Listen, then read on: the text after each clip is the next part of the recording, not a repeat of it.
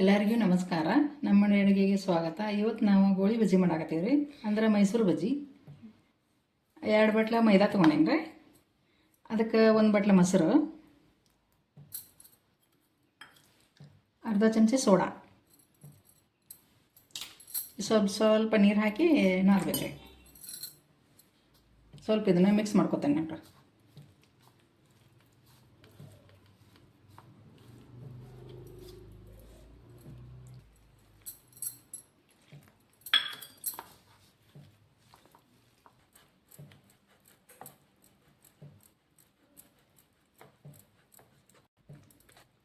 ಚಲೋ ತಂಗೆ ತಿರುಗಾಡ್ಬೇಕು ರೀ.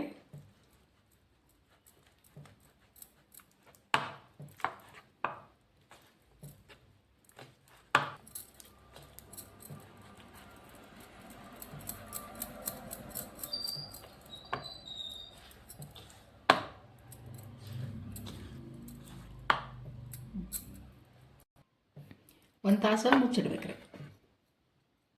ಈಗ ಇದಕ್ಕೆ ಸಣ್ಣಗೆ ಹೆಚ್ಚಿದ ಹಸಿ ಕೊಬ್ಬರಿ, ಅಲ್ಲ ಸಣ್ಣಗೆ ಹೆಚ್ಚೀನಿ, ಹಸಿಮೆಣಸಿನ್ಕಾಯಿ, ಕೊತ್ತಂಬರಿ, ಕರಿಬೇವು ಸಣ್ಣಗೆ ಕಟ್ ಮಾಡೀನಿ,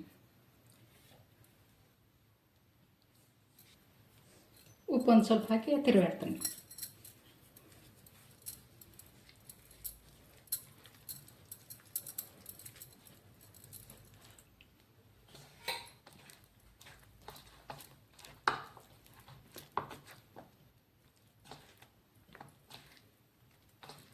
ಈಗ ಎಣ್ಣೆ ಕಾಯಕ್ಕಿಟ್ಟೇನಿ ರೀ, ಅದಕ್ಕೆ ಹಾಕಿ ತೋರಿಸ್ತೇನೆ ನೋಡಿರಿ. ಎಣ್ಣೆ ಕಾದೈತಿ, ಹಾಕ್ತೇನೆ ನೋಡ್ರಿ ರೌಂಡ್.